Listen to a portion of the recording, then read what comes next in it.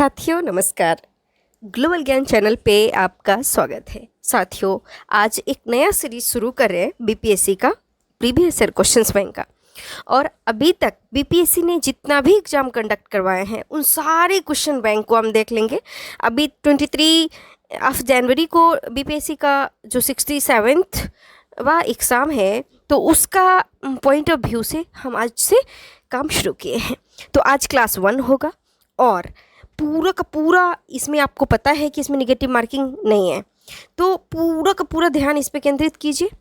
जिन जिन भी कैंडिडेट अगर बीपीएससी के पॉइंट ऑफ व्यू से काम करना चाहते हैं या फिर बिहार एसआई का भी अगर आप एग्ज़ाम देना चाह रहे हैं तो आपके लिए ये क्वेश्चन काफ़ी इंपॉर्टेंट हो जाएगा। तो आइए सीधे क्वेश्चन की ओर चलते हैं। एंड क्वेश्चन नंबर 1 है, निम्न में से किस हड़प्पन नगर में जूते हुए खेत के निशान मिले हैं? ऑप्शन देखिए, कालीबंगन, धौलावीरा, मोहनजोदड़ो, लोथल और उपयुक्त में से कोई नहीं, उपयुक्त में से एक से अधिक। तो इसका आंसर क्या हो जाएगा? कालीबंगन। ऑप्शन नंबर ए हो जाएगा। आइए अब जानते हैं कालीबंगन से रिलेटेड कुछ चीज़ों को जो आपको जानना चाहिए और हम सभी को जानना चाहिए। तो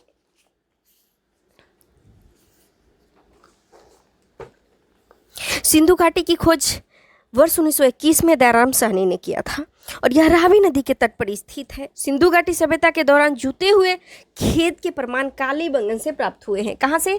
कालीबंगन।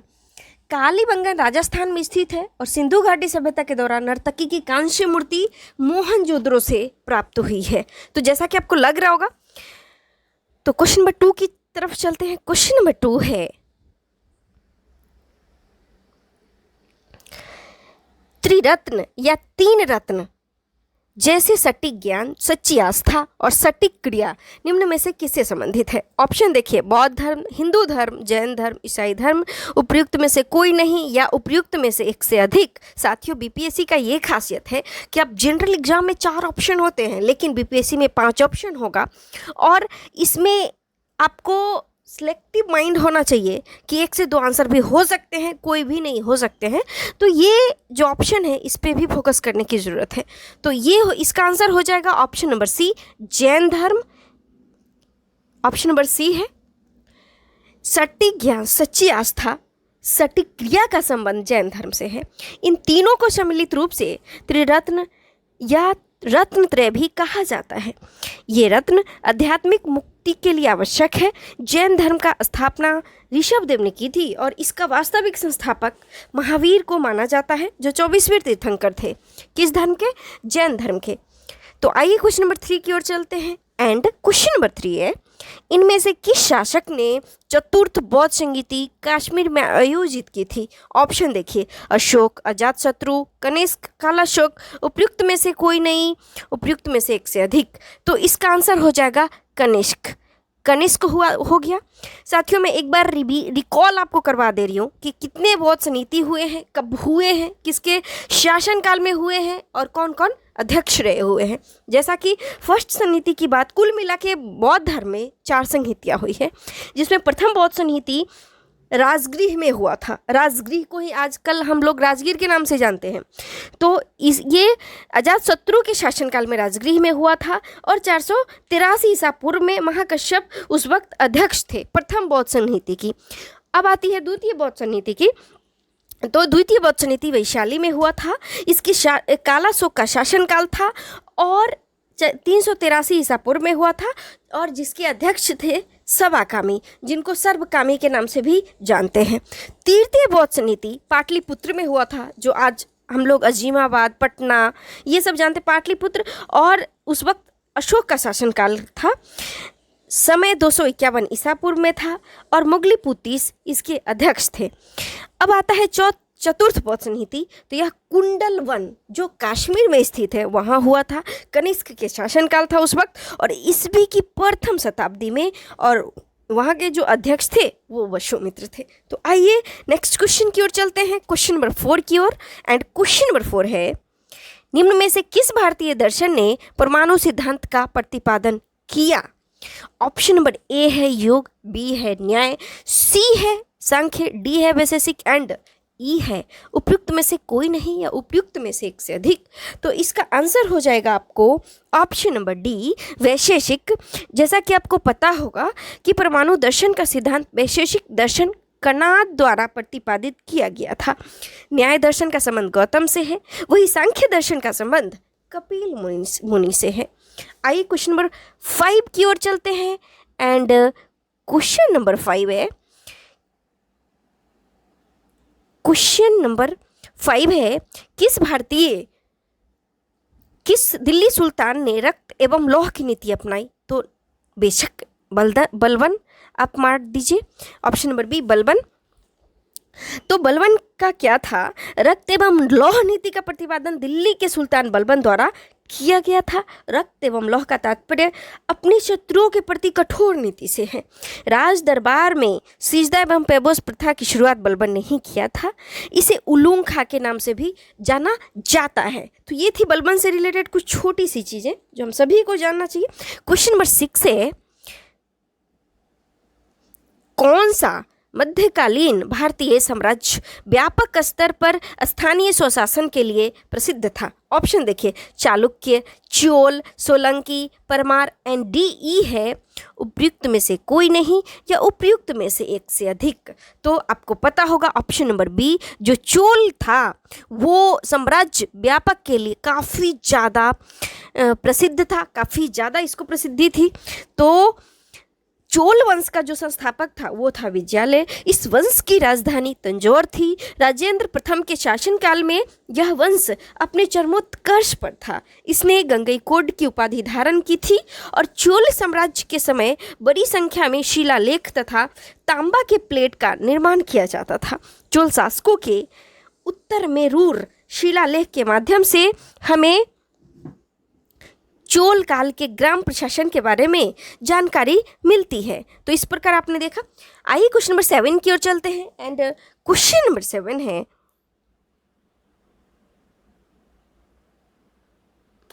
क्वेश्चन नंबर 7, परचिनकारी यानी पितृदुरा निम्न में से किससे संबंधित है? ऑप्शन को देखिए, पहले ऑप्शन जरूर रीड कीजिएगा फ्रेंड्स, बिकॉज ऑप्शन नहीं देखेंगे आपको क्वेश्चन नहीं भी आएगा, लेकिन अगर आप ऑप्शन देख रहे हैं तो आपको आंसर मिल जाएगा। ऑप्शन नंबर ए है दीवारों में अर्थ कीमती पत्थर जड़कर फूलों की नक्काशी करना। बी है मीनारों में टेढ़ी दीवार बनाना। सी है संरचना में मेहराब का इस्तेमाल करना। डी है इमारतों में मार्बल का प्रयोग करना। एंड ई है उपयुक्त में से कोई नहीं या उपयुक्त में से एक से अधिक। तो इसका जो आंसर है वो हो जाएगा ऑप्शन नंबर ए, दीवारों में अर्ध कीमती पत्थर जड़कर फूलों की नक्काशी करना। तो ऑप्शन नंबर ए हो जाएगा। जैसा कि आपको पता है कि पितृदुरा से तात्पर्य दीवारों में अर्ध कीमती पत्थर जड़कर फूलों की नक्काशी करने से है। पितृदुरा या परचिनकारी इंडो इस्लामिक क्या है? इंडो इस्लामिक वास्तुकला का उदाहरण है। इसमें उत्कृष्ट पद्धति से कटे व जरे हुए, तराशे हुए एवं चमकाए हुए रंगीन पत्थरों के टुकड़े से पत्थर में चित्रकारी की जाती है। यह एक सजावटी कला थी। इस कला का प्रयोग मुगल काल से प्रारंभ हुआ। तो साथियों आइए क्वेश्चन नंबर 8 की ओर चलते हैं। एंड क्वेश्चन नंबर 8 है, किस मुगल शासक ने चित्रकारी के लिए कारखाने बनवाए? ऑप्शन देखिए, हुमायूं, बी है अकबर, सी है जहांगीर, डी है शाहजहां। एंड ई है उपयुक्त में से कोई नहीं और उपयुक्त में से एक से अधिक। तो इसका आंसर है अकबर। कई सारे हमारे मित्र हैं या मैं भी कई सारे लोग ऐसे हैं कि जहाँ चित्रकला की बात आती है, चित्रकारी की बात आती है तो आंख बंद करके जहांगीर क्लिक करके और आ जाते हैं। लेकिन ऐसा नहीं है। आप बिहार पब्लिक सर्विस कमीशन का अगर एग्ज़ाम का प्रिपरेशन करते हैं तो आंख खोल कर चौतरफा आपको ओपन माइंड से अध्ययन करने की ज़रूरत है। तो ये अकबर थी। देखिए मैं बात करती हूँ कि अकबर के शासनकाल में चित्रकला को काफ़ी सुनियोजित तरीक़ों से विकसित किया जाता था और चित्रकला को बनाने वाले कलाकारों के लिए एक कारखाना या तस्वीर खाना बनाया गया था। ये कलाकार इन स्थानों पर चित्रों को बनाया करते थे, लेकिन चित्रकारी का स्वर्ण युग जहांगीर के शासनकाल को माना जाता है। तो ये चीज़ें थी। आइए क्वेश्चन नंबर 9 की ओर चलते हैं। एंड क्वेश्चन नंबर 9 है, इनमें से किसने 1857 के विद्रोह में सक्रिय भाग लिया था? ऑप्शन नंबर ए देखिए नाना साहब कानपुर, बेगम हजरत महल लखनऊ, मौलवी अहमदुल्लाह फैजाबाद, बेगम हजरत महल दिल्ली एंड ई है उपयुक्त में से कोई नहीं है, उपयुक्त में से एक से अधिक। तो इसका आंसर हो जाएगा ई, क्योंकि इसमें ऑल आर करेक्ट है।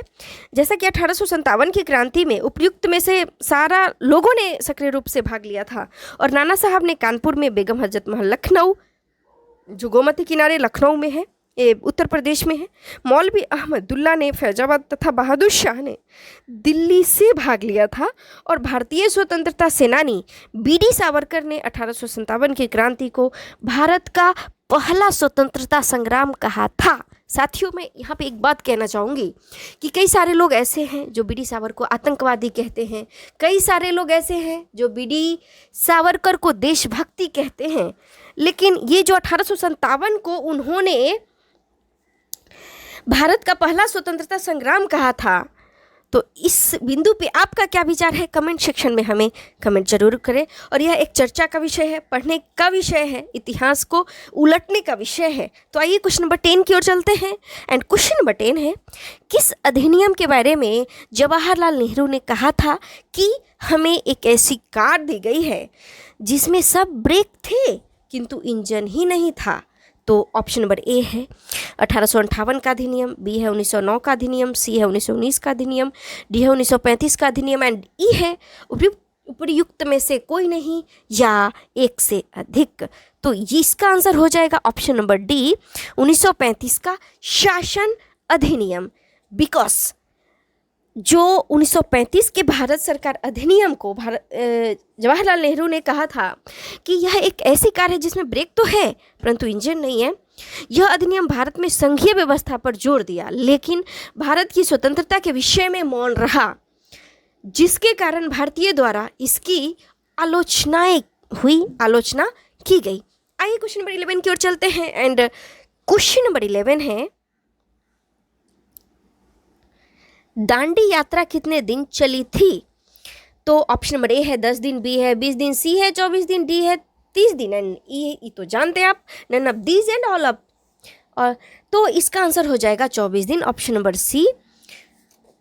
तो जैसा कि आपको पता होगा कि यह एम.के. गांधी के द्वारा इस चीज़ की शुरुआत हुई थी और कुल मिला के 24 दिन ये चली थी। तो महात्मा गांधी ने दांडी यात्रा का प्रारंभ 12 मार्च 1930 को साबरमती से किया, जो 6 अप्रैल 1930 को दांडी में जाकर समाप्त हुआ। इसे नमक सत्याग्रह के नाम से जाना गया। गांधी जी द्वारा आयोजित दांडी यात्रा 24 दिनों तक चली थी और यह यात्रा नमक पर लगाए गए अवैध कर के खिलाफ था। तो आइए क्वेश्चन नंबर 12 की ओर चलते हैं। एंड क्वेश्चन नंबर 12 है, प्रसिद्ध गीत सरफरोशी की तमन्ना अब हमारे दिल में है और देखना है जोर कितना बाजुए कातिल में है। साथियों, ये तो है नहीं इसमें लिखा, लेकिन इसमें है कि इसके रचयिता कौन है। ऑप्शन देखिए, Surya Sen option number A है, बी है चंद्रशेखर आजाद, सी है सरदार भगत सिंह, डी है राम प्रसाद बिस्मिल एंड ई है उपयुक्त में से कोई नहीं, उपयुक्त में से एक से अधिक। तो answer will be option number ई। और वो क्यों, वो आइए देखते हैं। बिस्मिल अजीमाबादी बिहार के क्रांतिकारी थे जिन्होंने 1921 में सरफरोशी की तमन्ना गज़ल को लिखा था। हालांकि इस गज़ल को प्रसिद्ध राम प्रसाद बिस्मिल ने बनाया था। गज़ल की यह पंक्तियां आज़ादी के संघर्ष के दौरान क्रांतिकारियों में नई ऊर्जा का संचार करती थी। तो ये चीज़ें थी। आइए क्वेश्चन नंबर 13 को देखते हैं। एंड क्वेश्चन नंबर 13 है, बंगाल विभाजन के प्रत्याघात के रूप में कौन सा आंदोलन शुरू हुआ था? ऑप्शन नंबर ए है असहयोग आंदोलन, बी है सविनय अवज्ञा आंदोलन, सी है स्वदेशी आंदोलन, डी है पूर्ण स्वराज आंदोलन एंड ई है उपयुक्त में से कोई नहीं, उपयुक्त में से एक से अधिक। तो इसका आंसर हो जाएगा ऑप्शन नंबर सी, स्वदेशी आंदोलन। 19 जुलाई 1905 को बंगाल विभाजन की घोषणा की गई थी साथियों, जिसे 16 अक्टूबर 1905 को इम्प्लीमेंट कर दिया गया। बंगाल विभाजन के विरोध में संपूर्ण देश में स्वदेशी आंदोलन मनाया गया था। इस आंदोलन में भारत में बने माल का प्रयोग करके एवं विदेशी माल का बहिष्कार करके साम्राज्यवादी ब्रिटिश को आर्थिक हानि पहुंचाने का प्रयास किया गया था। तो आइए क्वेश्चन नंबर 14 की ओर चलते हैं। तो क्वेश्चन नंबर 14 है, इनमें से 1945-46 में दिल्ली में हुए INA के मुकदमों के पक्ष में हुए वकील थे। तो आइए ऑप्शन नंबर ए को देखते हैं, डॉक्टर जयंत प्रसाद, बी है भूलाभाई देसाई, सी है KM मुंशी, डी है सरदार पटेल एंड ई है उपयुक्त में से कोई नहीं या उपयुक्त में से एक से अधिक। तो इसका आंसर हो जाएगा option number B, Bhulabhai Desai. जैसे कि आपको पता होगा कि आज़ाद हिंद फौज के अधिकारी कर्नल प्रेम सहगल, कर्नल गुरुबख्श सिंह तथा मेजर जनरल शाहनवाज खान पर 1945 से 46 में संयुक्त रूप से मुकदमा चलाया गया, जिसमें इनके पक्ष में भूलाभाई देसाई ने वकालत की थी।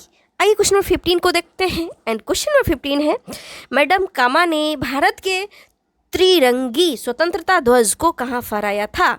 ऑप्शन नंबर ए देखिए पेरिस, बी है लंदन, सी है स्टुटगार्ट, डी है जिनेवा एंड ई तो आपको पता है। तो इसका आंसर हो जाएगा ऑप्शन नंबर सी, स्टुटगार्ट। साथियों, मैं आपसे दरख्वास्त करती हूँ, अगर आप चाहें तो मेरे साथ इसका कमेंट सेक्शन में आंसर भी दें। कमेंट सेक्शन में तो नहीं, पर आप इसको बनाएं और हमारे साथ आंसर करें। नंबर ऑफ क्वेश्चंस कितना आपका सही होता है ज़रूर शेयर करें आप चाहें तो आइए इस चीज़ को जानते हैं, स्टुटगार्ट वाली प्रसंग को।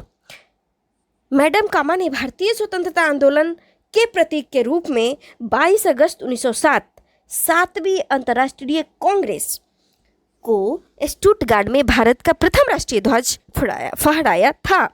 मैडम बीकाजी कामा को भारतीय स्वतंत्रता की जननी या माँ भी कहा जाता है। जिस प्रकार महात्मा गांधी को राष्ट्रपिता का संज्ञा दी गया है, ठीक उसी प्रकार राष्ट्रीय स्वतंत्रता की जननी, भारतीय स्वतंत्रता की जननी मैडम बीकाजी कामा को कहते हैं।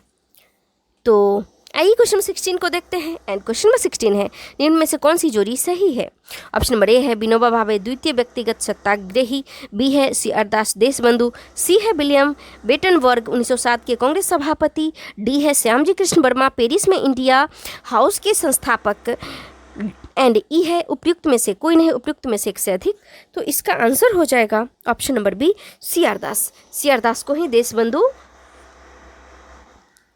की उपनाम से जाना जाता है और व्यक्तिगत सत्याग्रह के लिए चुने जाने वाले प्रथम सत्याग्रही विनोबा भावे थे, न कि द्वितीय सत्याग्रही थे। चित्तरंजन दास को देशबंधु के उपनाम से जाना जाता है।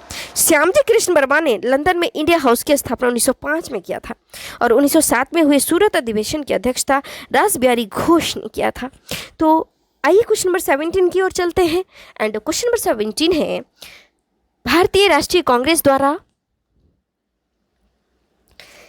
किस दिन को पूर्ण स्वराज दिवस घोषित किया गया था? तो इसका आंसर है 26/1/1930 यानी 26 जनवरी 1930 को ये पूर्ण स्वराज दिवस मनाया गया था। जैसा कि आपको मालूम होगा कि वर्ष 1929 में कांग्रेस के लाहौर अधिवेशन के दौरान समाजवादी नेता जवाहरलाल नेहरू ने लाहौर में रावी नदी के तट पर राष्ट्रीय ध्वज को फहराया था तथा 26 जनवरी 1930 को भारतीय राष्ट्रीय कांग्रेस के द्वारा पूर्ण स्वराज दिवस मनाने की घोषणा की गई थी। स्वतंत्रता पश्चात इस दिवस को गणतंत्र दिवस यानी 26 जनवरी 1950 के रूप में अपनाया गया। तो आइए क्वेश्चन नंबर 18 की ओर चलते हैं एंड क्वेश्चन नंबर 18 है, बंगाल में द्विशासन प्रणाली किसके द्वारा लागू की गई थी? ऑप्शन नंबर ए है वारेन हेस्टिंग्स, बी है विलियम बेंटिक, सी है रॉबर्ट क्लाइव, डी है लॉर्ड कर्जन एंड ई तो आपको पता है। तो इसका आंसर हो जाएगा option number C, Robert Clive. और रॉबर्ट क्लाइव द्वारा वर्ष 1765 में बंगाल में द्विशासन प्रणाली लागू की गई थी। इसे 1772 में वारेन हेस्टिंग्स द्वारा समाप्त कर दिया गया और इसके तहत अधिकार अंग्रेजों ने अपने पास रखे तथा कर्तव्य भारतीयों पर थोप दिए। वारेन हेस्टिंग्स बंगाल के पहले गवर्नर थे। ये एकमात्र गवर्नर जनरल थे जिन पर महाभियोग का मुकदमा चला था। तो आइए अब नेक्स्ट क्वेश्चन की ओर चलते हैं, क्वेश्चन नंबर 19 की ओर एंड क्वेश्चन नंबर 19 है,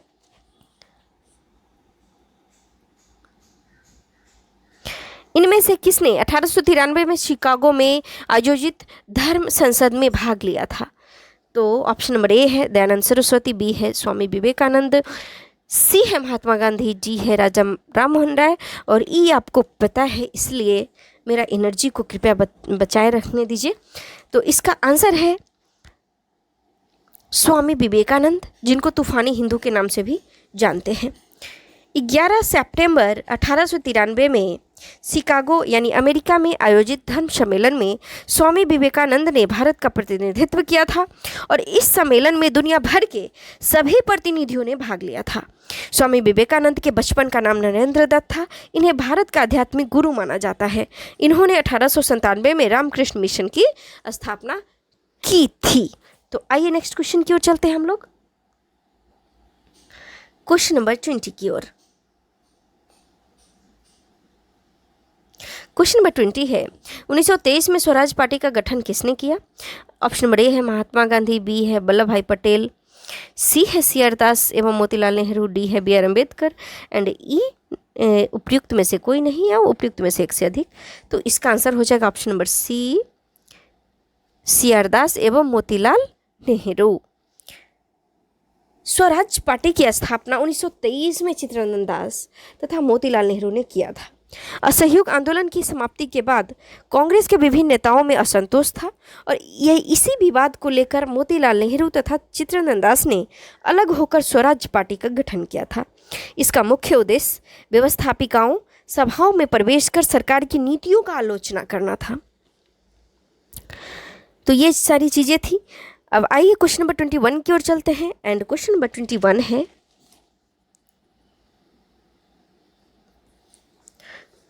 क्वेश्चन नंबर 21 है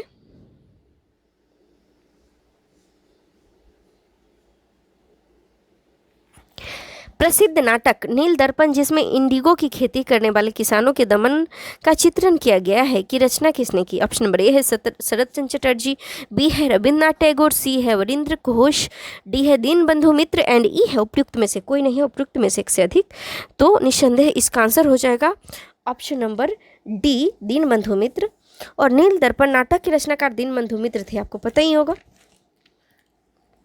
यह नाटक नील विद्रोह 1859 पर आधारित है।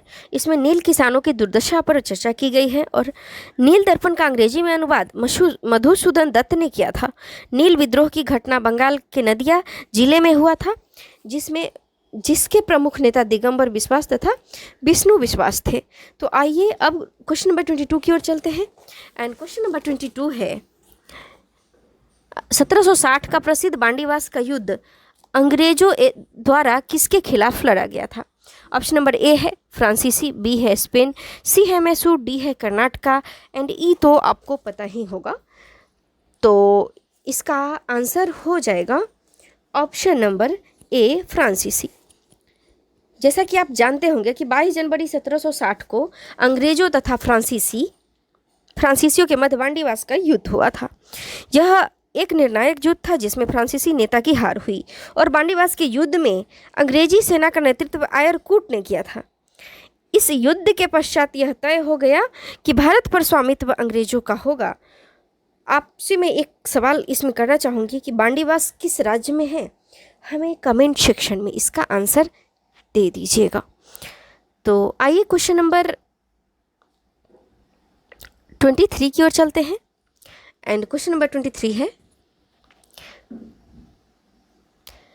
निम्न में से किस अधिनियम ने भारत में पृथक निर्वाचन मंडल का आरंभ किया था? ऑप्शन नंबर ए है रेगुलेटिंग एक्ट अधिनियम 1773, बी है चार्टर अधिनियम 1833, सी है पीट इंडिया अधिनियम 1784, डी है भारतीय परिषद अधिनियम 1909 और ई है उपयुक्त में से कोई नहीं या एक से अधिक। Then answer will be option number D भारतीय परिषद अधिनियम 1909। तो आइए इसी जुड़ी हुई चीज़ों को जानते हैं कि भारत में प्रथम निर्वाचन मंडल का प्रारंभ भारत परिषद अधिनियम 1909 के द्वारा किया गया था। इस अधिनियम को पार्लियामेंट सुधार के नाम से भी जाना जाता है और इस अधिनियम के तहत भारत में पृथक निर्वाचन की व्यवस्था पहली बार अपनाई गई थी। अब आइए क्वेश्चन नंबर 24 की ओर चलते हैं। क्वेश्चन नंबर 24 है 1831 में बुद्धो भगत के नेतृत्व में कौन कोल विद्रोह किस क्षेत्र में हुआ था? ऑप्शन नंबर ए है कच्छ, बी है सिंहभूम, सी है पश्चिमी घाट, डी है सतारा। तो इसका आंसर हो जाएगा ऑप्शन नंबर बी, सिंहभूम। तो जैसा कि आप जानते हैं कि भारत में प्रथम निर्वाचन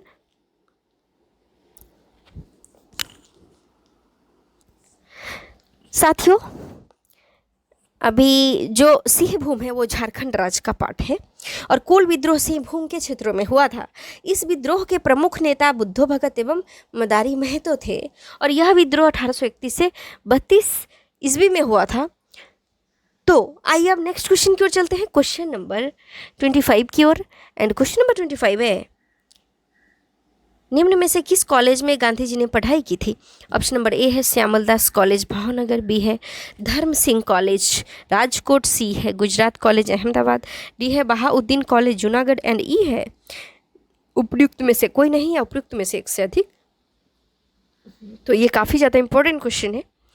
आपको तो पता ही होगा कि ये टोटल का टोटल काफ़ी इंपॉर्टेंट है क्योंकि प्रीवियस ईयर क्वेश्चन है। 66 जो बीपीएससी हुआ है उसका ही ये सारा मैं करवा रही हूँ।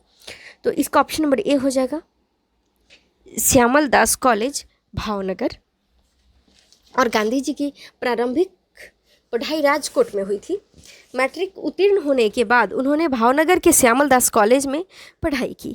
उसके पश्चात उन्होंने इंग्लैंड में जाकर के पढ़ाई की। तो आइए नेक्स्ट क्वेश्चन की ओर चलते हैं हम लोग। एंड क्वेश्चन नंबर 26 है बिहार के प्रथम मुख्यमंत्री कौन थे? तो ऑप्शन नंबर ए है श्री कृष्ण सिंह, बी है सत्यपाल मलिक, सी है नीतीश कुमार, डी है राबड़ी देवी एंड ई है उपयुक्त में से कोई नहीं या उपयुक्त में से एक से अधिक।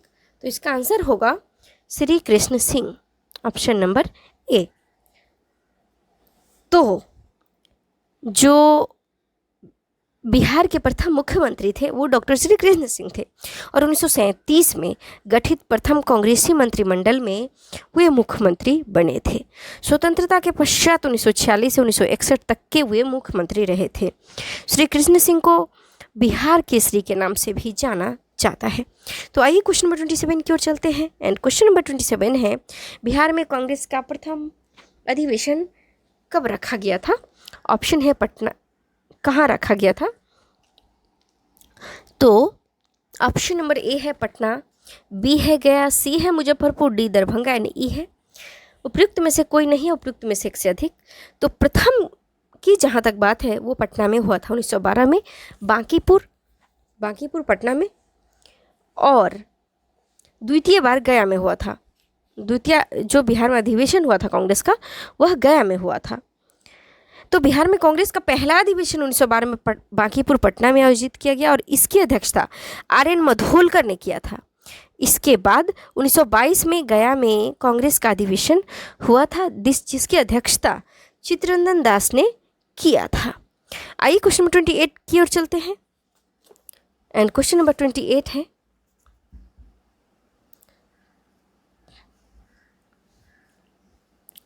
क्वेश्चन नंबर 28 जयप्रकाश नारायण को कौन सी उपाधि दी गई थी?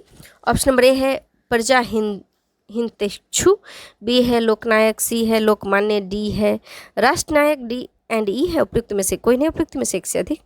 तो लोकनायक जयप्रकाश नारायण ये नाम से उनको जाना जाता था। और इनके बारे में जैसा आपको पता ही होगा कि जयप्रकाश नारायण को लोकनायक के उपनाम से जाना जाता है। इन्होंने 1974 में इंदिरा सरकार के खिलाफ संपूर्ण क्रांति का नारा दिया था। 1942 में भारत छोड़ो आंदोलन के दौरान इन्होंने आज़ाद रास्ता का गठन किया था। 1998 में भारत द्वारा इन्हें भारत रत्न से भी सम्मानित किया गया है। तो अब आइए क्वेश्चन नंबर 29 की ओर चलते हैं। एंड क्वेश्चन नंबर 29 है बिहार की स्थापना कब की गई थी? ऑप्शन देख लीजिए 1911, 12, 13, 14। तो बिहार का जो स्थापना है 1912 में की गई थी और बंगाल से पृथक कर बिहार राज्य की स्थापना 22 मार्च 1912 को हुई थी। वर्ष 1936 ईस्वी में उड़ीसा को बिहार से अलग किया गया था। 2000 ईस्वी में झारखंड को बिहार से अलग किया गया था। 22 मार्च को बिहार दिवस के रूप में मनाते हैं, क्योंकि 22 मार्च को ही बिहार राज्य की स्थापना बंगाल से पृथक करके किया गया था। तो आइए क्वेश्चन नंबर 30 की ओर चलते हैं हम लोग। एंड क्वेश्चन नंबर 30 है, बिहार में 3 कट्ठा पद्धति में नील की खेती के लिए भूमि का कितना प्रतिशत भाग अमानत रखा जाता था?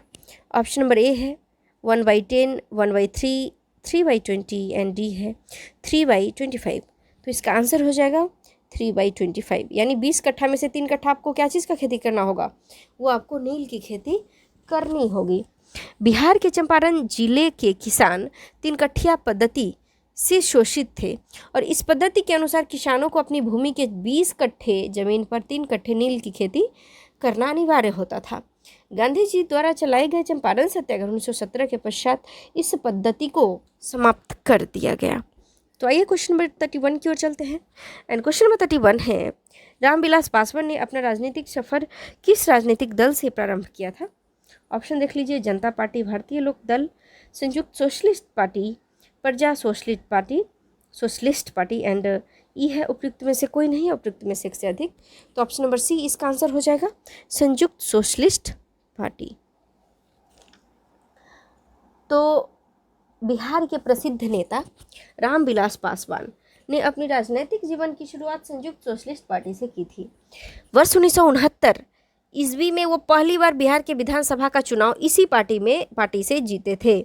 रामविलास पासवान ने वर्ष 2000 में लोक जनशक्ति पार्टी की स्थापना की थी और रामविलास पासवान का निधन 8 अक्टूबर 2020 को हो गया।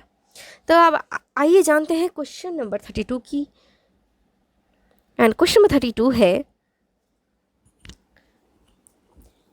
बिहार के राजनीतिक स्वर्गीय रघुवंश प्रसाद सिंह पहली बार किस लोकसभा के लिए निर्वाचित हुए थे? ऑप्शन देख लीजिए, 10वीं लोकसभा, 11वीं लोकसभा, 12वीं लोकसभा, 13वीं लोकसभा एंड ई है उपयुक्त में से कोई नहीं, उपयुक्त में से एक से अधिक। Then answer will be option number B, 11वीं लोकसभा। बी हो जाएगा इसका आंसर। और रघुवंश प्रसाद सिंह प्रथम बार 1996 में 11वीं लोकसभा हेतु चुने गए थे। रघुवंश प्रसाद सिंह को मनरेगा मैन के नाम से भी जाना जाता है। इनका निधन 13 सितंबर 2020 को हुआ था। साथियों, एक चीज़ तो आपको पता लग ही गया होगा कि जो बड़े बड़े हस्ती होते हैं, दिग्गज नेता होते हैं, चाहे एक्टर होते हैं, कोई भी होते हैं, उनसे क्वेश्चन आपको आना ही आना है, चाहे उनका निधन हो, चाहे उनको कोई अवार्ड मिला हो। तो इस चीज़ को भी फोकस में रखिए, इस चीज़ को रिमेंबर में रखिए और उनसे इर्द गिर्द जितने भी सवाल बनते हैं, जैसे कि कौन से पार्टी से बिलोंग करते थे, कब सक्रिय हुए, इन सारी चीज़ों को देखना है। आइए क्वेश्चन नंबर 33 को देखते हैं। एंड क्वेश्चन नंबर 33 है, चंपारण में इंडिगो के किसानों की दशा की ओर गांधी जी का ध्यान किसने आकर्षित किया? ऑप्शन देखिए, राजेंद्र प्रसाद, अनुग्रह नारायण सिन्हा, आचार्य कृपलानी, राजकुमार शुक्ला और उपयुक्त में से कोई नहीं, उपयुक्त में से एक से अधिक। तो इसका आंसर क्या हो जाएगा? राजकुमार शुक्ल। तो चंपारण के किसानों की समस्याओं को लेकर चंपारण के क्षेत्रीय नेता राजकुमार शुक्ल ने महात्मा गांधी से मुलाकात कर यहाँ के किसानों की समस्या से उन्हें अवगत कराया था। गांधी जी तथा राजकुमार शुक्ल की प्रथम मुलाकात 1916 में कांग्रेस के लखनऊ अधिवेशन में हुई थी। गांधी जी ने भारत में सत्याग्रह का प्रथम प्रयोग चंपारण से ही किया था। चंपारण से मतलब यही सत्याग्रह से, 1917 के ही सत्याग्रह से। तो आइए अब क्वेश्चन नंबर 34 की ओर चलते हैं। एंड क्वेश्चन नंबर 34 है, प्राचीन महाजनपद मगध की प्रथम राजधानी कौन थी? ऑप्शन देखिए, पाटलिपुत्र, वैशाली, चंपा, अंग। तो इसका जो आंसर है वो हो जाएगा ऑप्शन नंबर ई, उपयुक्त में से कोई नहीं या एक से अधिक। वो इसलिए क्योंकि प्राचीन महाजनपद में मगध की प्रथम राजधानी राजगृह थी। उदयन ने अपनी राजधानी को राजगृह से स्थानांतरित कर पाटलिपुत्र किया था। मगध जनपद महाजनपद की स्थापना बृहद्रथ ने की थी और यह 16 महाजनपदों में सबसे शक्तिशाली महाजनपद था। तो पाटलिपुत्र, वैशाली, चंपा, अंग। तो आपको अब समझ में आ गया होगा कि इसका आंसर ई क्यों हुआ। ई है इसका answer, not C. And question number 35 है, स्वामी सहजानंद निम्न में से किससे संबंधित थे? आइए ऑप्शन को देखते हैं। बिहार में जनजातीय आंदोलन, बिहार में मजदूर आंदोलन, बिहार में किसान आंदोलन, बिहार में जाति आंदोलन एंड ऑप्शन नंबर ई आपको पता है। तो इसका आंसर हो जाएगा ऑप्शन नंबर सी, बिहार में किसान आंदोलन। आइए जानते हैं कि स्वामी सहजानंद सरस्वती बिहार के प्रसिद्ध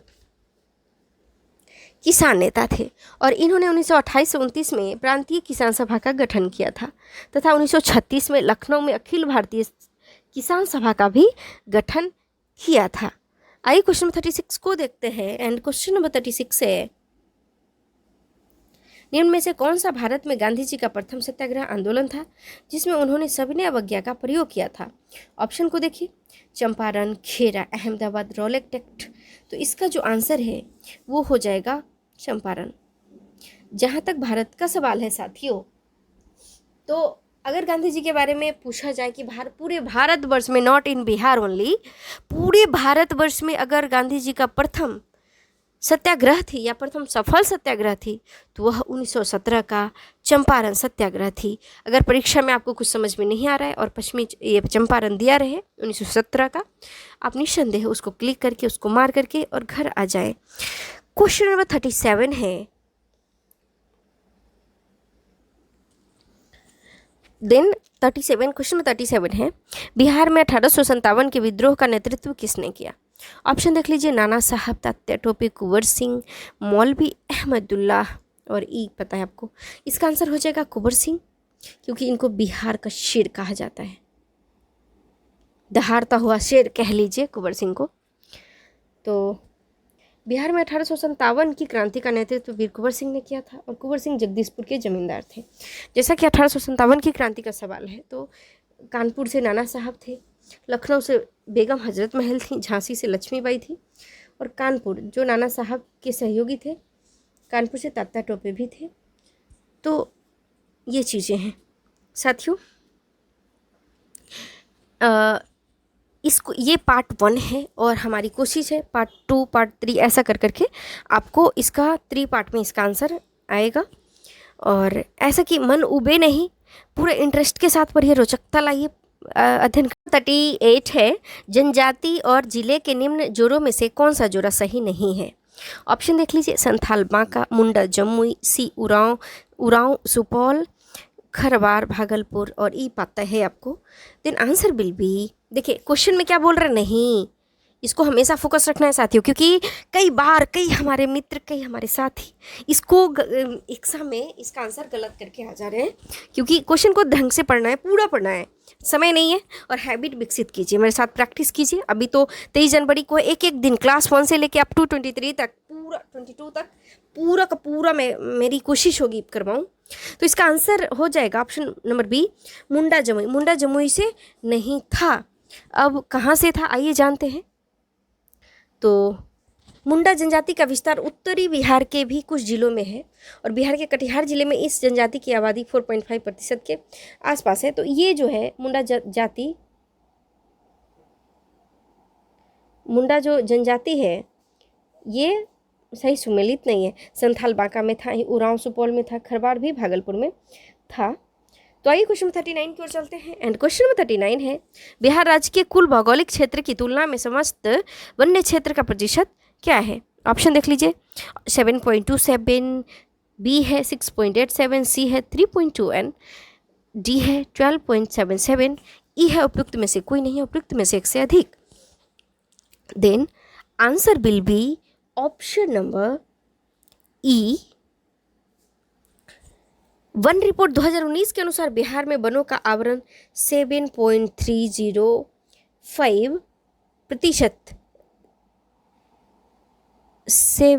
7,305 वर्ग किलोमीटर है, जो कुल भौगोलिक क्षेत्र का 7.76% है। तो ये कहीं भी ऑप्शन में नहीं है, इसलिए नन ऑफ दीज और ऑल ऑफ ये हो जाएगा ऑप्शन नंबर ए। आइए क्वेश्चन नंबर 40 की ओर चलते हैं। एंड क्वेश्चन नंबर 40 है, निम्न में से किस जिले में बिहार का एकमात्र राष्ट्रीय उद्यान स्थित है? ऑप्शन देख लीजिए, ऑप्शन नंबर ए है नालंदा, बी भागलपुर, सी पश्चिमी चंपारण, डी है पूर्वी चंपारण, ई आपको मालूम है। Then answer will be option number C, पश्चिमी चंपारण। ऑप्शन नंबर सी है साथियों, पश्चिमी चंपारण। बिहार का एकमात्र राष्ट्रीय उद्यान पश्चिमी चंपारण में स्थित है और वाल्मीकि राष्ट्रीय उद्यान टाइगर रिजर्व के लिए प्रसिद्ध है। वाल्मीकि जो है किसके लिए? टाइगर रिजर्व के लिए। इसकी स्थापना 1978 में किया गया था। यह गंडक नदी के किनारे स्थित है। तो आइए क्वेश्चन नंबर 41 की ओर चलते हैं। एंड क्वेश्चन नंबर 41 है, बिहार में प्रवाहित होने वाली निम्न नदियों में से उत्तर की ओर प्रवाहित होने वाली कौन सी नदी है? ऑप्शन देख लीजिए। ऑप्शन नंबर ए है बागमती, बी है कमला, सी है कोसी, डी है गंडक एंड ई है उपयुक्त में से कोई नहीं, उपयुक्त में से एक से अधिक। Then answer will be option number E, क्योंकि साथियों ऑप्शन नंबर ई हो जाएगा।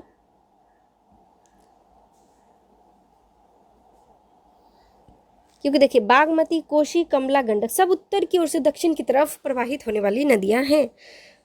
तो जो विकल्प है उसमें सभी नदी उत्तर दिशा से दक्षिण दिशा की ओर प्रवाहित होती है और यह सभी नदियां हिमालयन नदियां हैं। यह नेपाल में हिमालय से निकलकर बिहार में प्रवेश कर गंगा की सहायक नदी बन जाती है। तो आइए क्वेश्चन 42 की ओर चलते हैं। एंड क्वेश्चन नंबर 42 है, बिहार के निम्न जिलों में से किस जिले में ही पिडमोट स्वैम्प्ड मिट्टी पाई जाती है? ऑप्शन देख लीजिए। ऑप्शन नंबर ए है मधुबनी, बी है भागलपुर, सी है पश्चिमी चंपारण, डी है सीतामढ़ी एंड ई आपको पता है। Then answer will be option number C, पश्चिमी चंपारण। तो इस प्रकार की मिट्टी बिहार के पश्चिमी चंपारण क्षेत्रों में ही पाई जाती है तथा यह धान की खेती के लिए सर्वोत्तम मिट्टी मानी जाती है। आइए क्वेश्चन नंबर 43 की ओर चलते हैं। एंड क्वेश्चन नंबर 43 है, बिहार के निम्न प्रशासनिक विभागीय जोरों में से किस जोरे से गंगा नदी नहीं बहती? ऑप्शन देख लीजिए। दरभंगा, मुंगेर, बी है पूर्णिया, भागलपुर, सी है तिरहुत, सारण, डी है कोसी, मगध, ई उपयुक्त में से कोई नहीं या उपयुक्त में से एक से अधिक। Then answer will be option number D, Kosi, Magadh.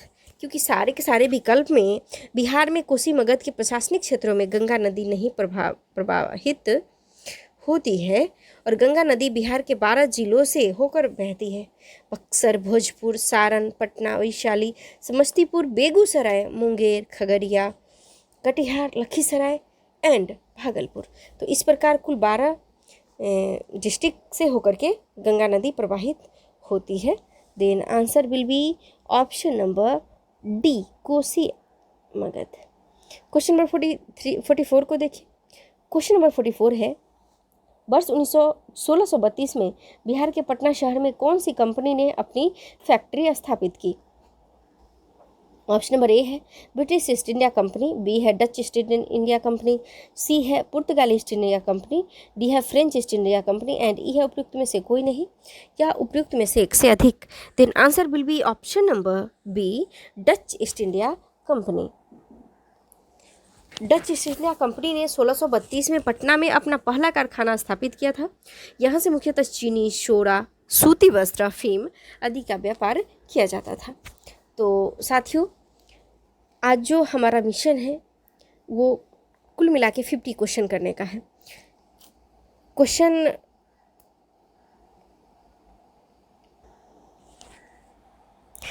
तो साथियों यह पार्ट 1 है और पार्ट 2 पार्ट 3 आएगा, क्योंकि हमें क्वेश्चन को इंटरेस्ट के साथ पढ़ना है। ऐसा नहीं कि मन ऊब जाए, तो एक छोटा छोटा वीडियो करके डालना है, क्योंकि टाइम बहुत ज़्यादा अगर हो जाएगा तो आपको भी पढ़ने में थोड़ा सा इंटरेस्ट लेस हो जाएगा। तो आपको यह वीडियो कैसा लगा हमें ज़रूर बताइएगा, और अगर आपको यह वीडियो अच्छा लगा होगा तो हमें सब्सक्राइब करें, शेयर करें, लाइक करें, बेल आइकन पे जाके बेल बटन को प्रेस करना ना भूलें। साथियों अगर आपको यह अच्छा लगा होगा तो आप अपने फ्रेंड सर्कल में भी इसको शेयर कर सकते हैं। बहुत बहुत धन्यवाद। नमस्कार।